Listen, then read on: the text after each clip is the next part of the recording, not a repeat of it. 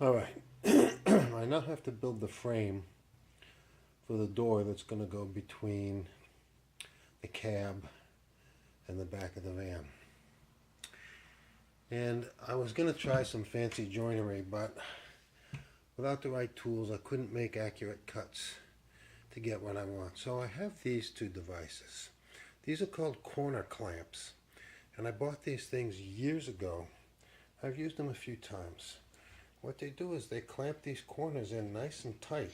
So now what I'm going to do is I'm going to drill a couple of pilot holes all the way through, and when you're working this close to the end of any piece of lumber, if you're going to be driving screws, you need to drill pilot holes first, because you'll split the wood, and then that would ruin your whole day.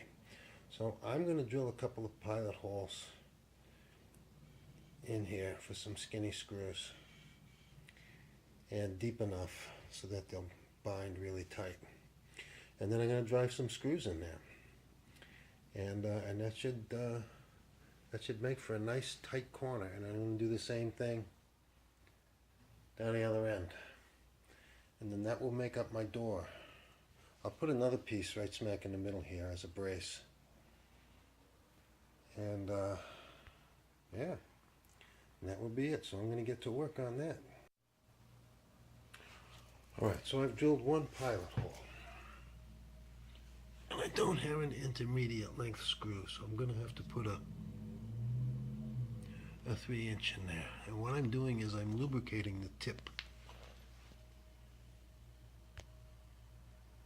Come on, focus.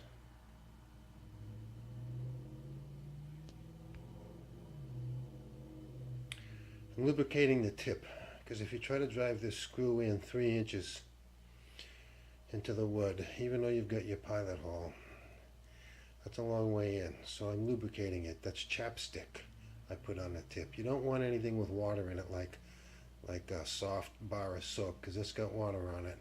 Eventually that water will rust inside there. You want something petroleum like this. Vaseline will do. And I'm going to drive that screw in.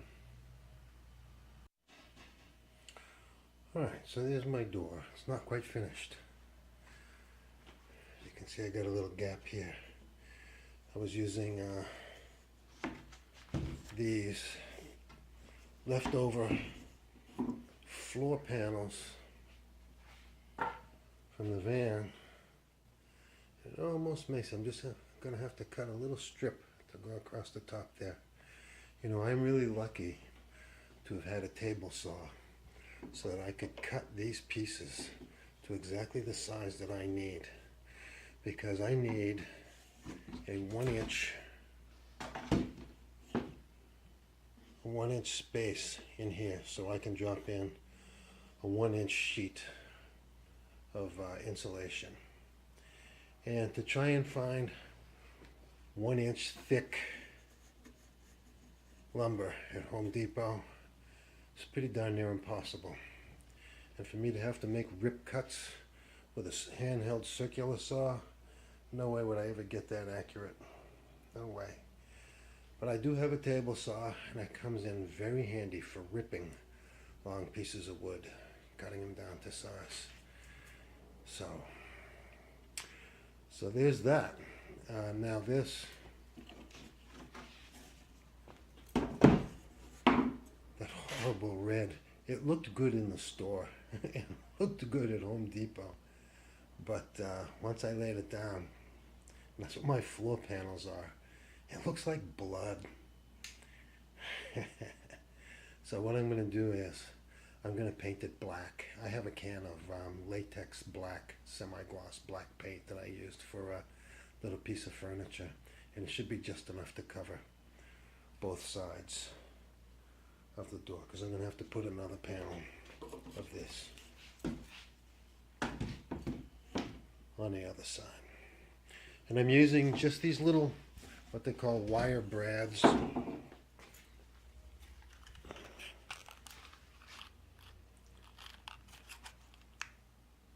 Number 17 by 1 inch.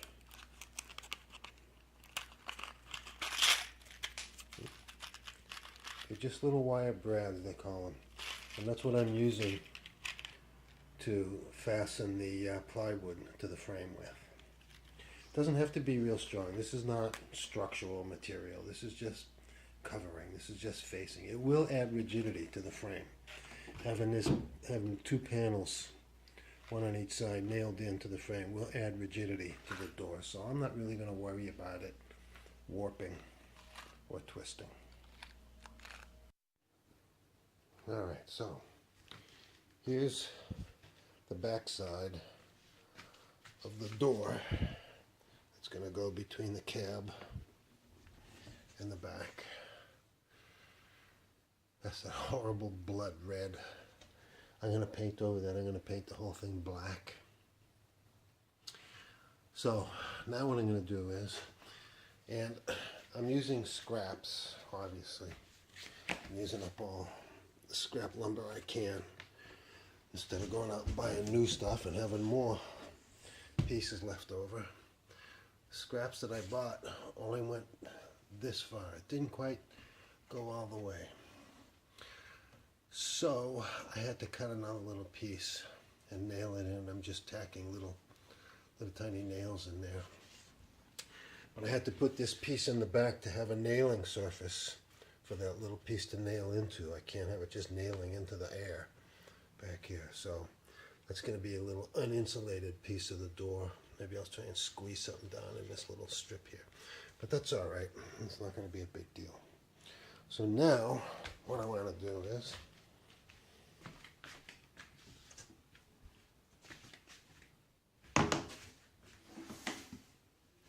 I cut the other piece.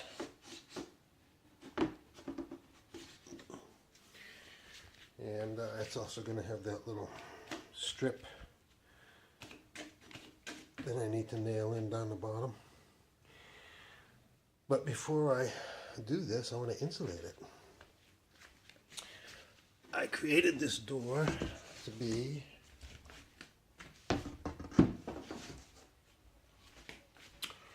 one-inch thick. And that's because I knew I was going to be using 1-inch insulation in the walls of the van. So I have that insulation. I've been working on the van today, putting some insulation in. I'll show you that in another video. So now I'm going to cut a piece of this. This is one of my experiments, trying to get the 1-inch foam panels to fit the contours of the walls inside the truck, because they're just all over the place. And it wasn't quite working out, so I had to abandon my approach and take a different one. And I found out I figured a way how to make it work, because there's different levels on that wall, and the walls in the van, there's all kinds of indentations. You get your outer face like this, and then it goes in a ½ an inch, and there's another face with another indentation and another indentation. There's all kinds of indentations and curves and stuff, and it's impossible to get it to fit into all those spaces. I wouldn't say it's impossible. It just wouldn't be worth all the time and effort I would have to put into it.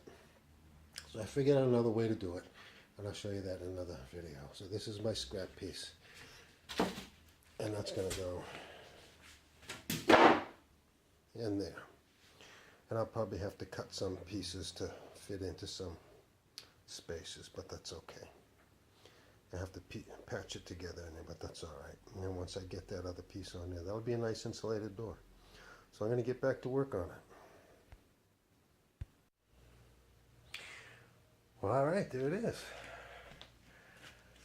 I cut the formula, 1-inch rigid foam, R5, in there. And down in here where there was a little crack, I took some little pieces of scrap and just kind of jammed them into the crack there. And then I did the same here where I had a little gap.